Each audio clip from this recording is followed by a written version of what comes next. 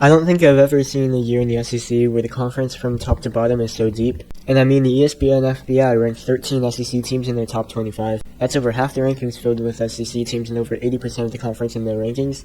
With so many teams capable of finding spots inside the preseason top 25, the SEC aims to end the Big Ten's 2-year reign atop the college football world. The conference's 2025 campaign will be defined by whether or not these talent-rich elite programs meet their lofty expectations. Georgia lost quarterback Carson Beck to the transfer portal, but their ability to fill every void every single year makes me not so worried about this team. And the Bulldogs hauled in the nation's second-best recruiting class. Steve Sarkisian in Texas have come up short in the playoff semifinals in back-to-back seasons and now have quarterback Arch Manning running the show. While I think Georgia wins in Athens for the regular season title, I believe Texas can pull it off in the SEC championship game and get a first-round bye in the playoffs. Ty Simpson is Alabama's new starter in the center, selected by first-year offensive coordinator Ryan Grubb, with hopes to bring the Crimson Tide back to prominence. This season is vital for head coach Kalen DeBoer to gain back some of the fanbase's trust after a disappointing finish to 2024.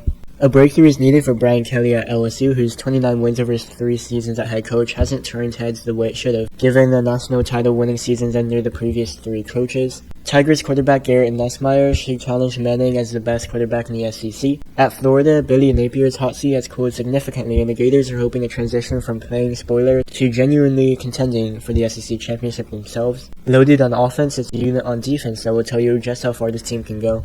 South Carolina won 6 consecutive games to end the regular season, just barely missing out on the college football playoff. A similar finish for the Gamecocks would further Shane Beamer's rapid ascension in the coaching ranks as a leader who has embraced the transfer portal. Texas A&M is in the preseason top 10 for quite a bit of people. I mean, hey, the off-season hype affects us all sometimes. But in this case, until they prove it, I'm not buying it. They signed the SEC's 6th best portal class, but suffered significant losses defensively to the NFL draft. Tennessee might experience the biggest drop-off after parting ways with Nico Iamaleava. Ole Miss and Oklahoma also both experienced significant roster turnover. For the Sooners, they haul in only the SEC's 7th best portal class, and all of a sudden, everyone thinks they'll ascend from 6 and 7 all the way up to serious playoff contender status. I'm also not really buying the hype, and if you watch my top 136 rankings, the Sooners had all this hype in 2024. I was the lowest on them, and I was right because they finished with a losing record, and now I'm the lowest on them for 2025. They'll need all of their pieces to click, and they'll need it fast. Auburn hopes this 1-3 record and 1-possession games and inept passing performance will both improve in 2025.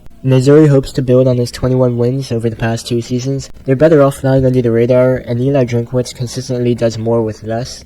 Then you have the bottom 4 teams who should all be contending for a bowl game in November, especially given that 3 of these teams return their starting quarterbacks, and all of these teams address weaknesses in the transfer portal. It's just unfortunate that wins are so hard to come by in the ever so deep Southeastern Conference.